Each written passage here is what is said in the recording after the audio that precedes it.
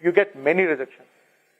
So again, like many rejections like this, and these are like very little number of companies. And these are the HRs who care to give a feedback that, yeah, we are not selecting you and we want to go ahead with other candidate. But don't expect all the HRs to be sensible enough to come back to you and tell that, oh, hey, your resume is not matching and we are not going. But these are very few of the corpus that I got. And again, like as you can see, I started applying for everywhere and anywhere. So this was the freedom I felt. Let me share you my experience of, what sort of feeling I got right after uploading my resume. If you asked me a year ago, even though I have a BI experience for the last 10 years, I would not be sure to which roles or which technologies I should be applying for, because my technology SAP is very limited. I mean, SAP Business BI is what I'm working on, and it's very limited that not much of the companies are implementing, and it's fading. It's fading, and at the 12 years of experience, 13 years of experience, they are definitely not looking for SAP BI, BI engineer or BI architect or whatever it is. So the options were very limited. I didn't even prepare my resume just thinking of that scary scenario of even you don't have any hope, any chance. Right after this is exactly my feeling, the freedom, right? Freedom of applying for anything and everything and everywhere that relates to your, because analytics is everywhere. And it is, the best part is it is, vendor free, right? Mostly it's vendor free and mostly it's tool free, right? You are not associated to SAP technologies or you are not associated to Microsoft technologies. Like how many of you are working on Java or .NET? So, yeah. So you can relate to, right? So if you are working on .NET, you can never, you have to go to companies that are implementing .NET in their projects, and mostly you can apply for Microsoft, but you cannot think of any other big companies that even if you want to, like SAP, right? And or else like, yeah, SAP has .NET SDK, by the way. But the options are limited. Like if you are working on SAP ABAP and SAP, you cannot think of looking for Amazon or some other companies. It's like very limited. The options are limited, and technologies bound these your skills together. But here it's mostly, I felt this, again, it's all my experience and my thought process.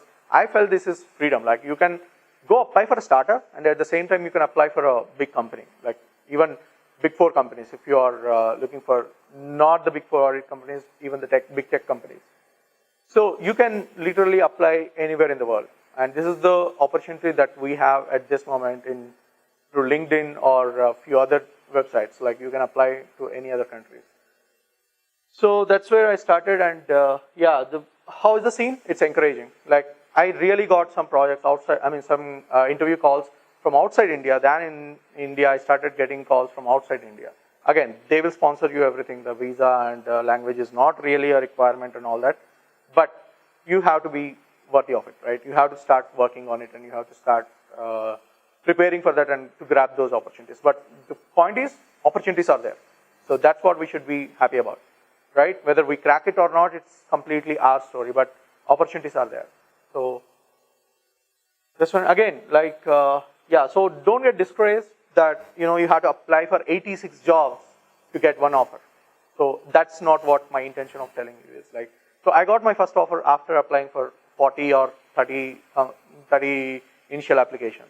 So from there, and this is actually even true for everything, from there, it only takes you very less number of applications to convert.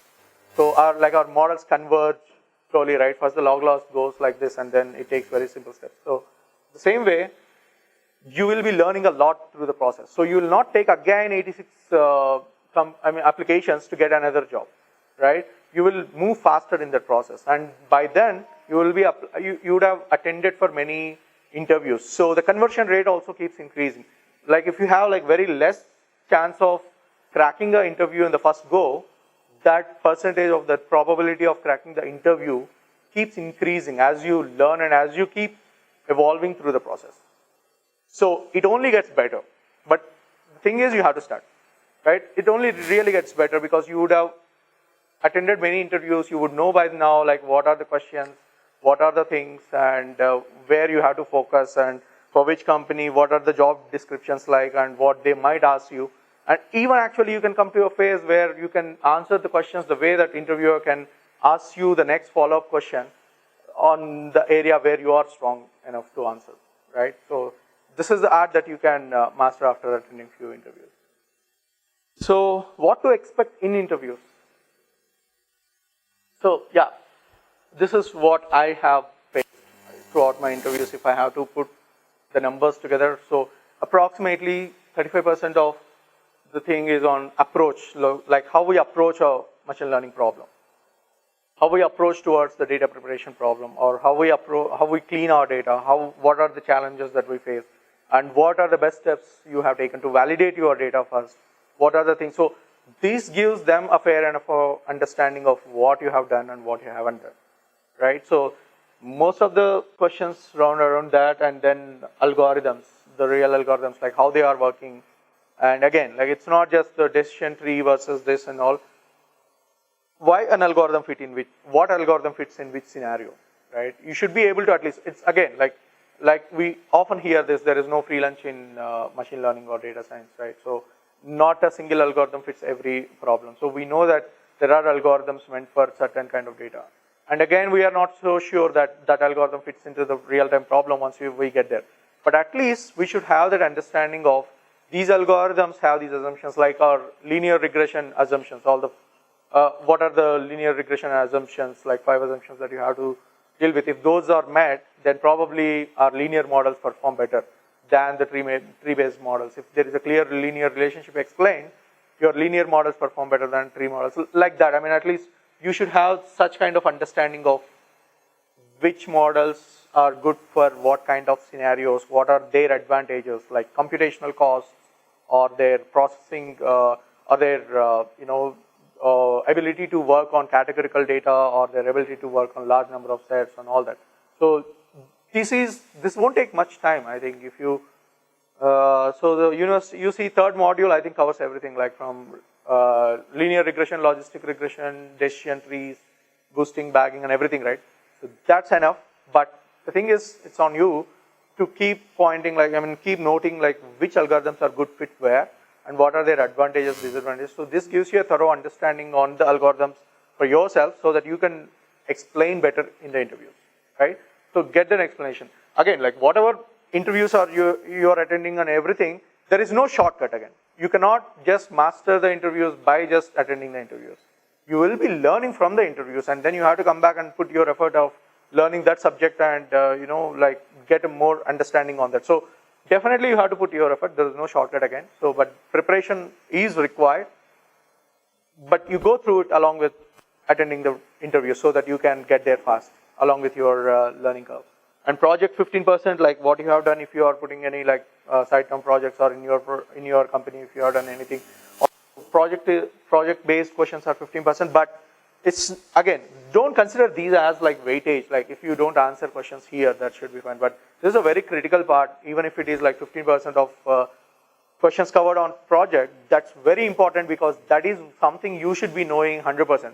So if you are writing, like I go back to my first argument that you have to write your own resume. If you are writing your own resume, in the point that what you are keeping at, be 100% sure of what it is.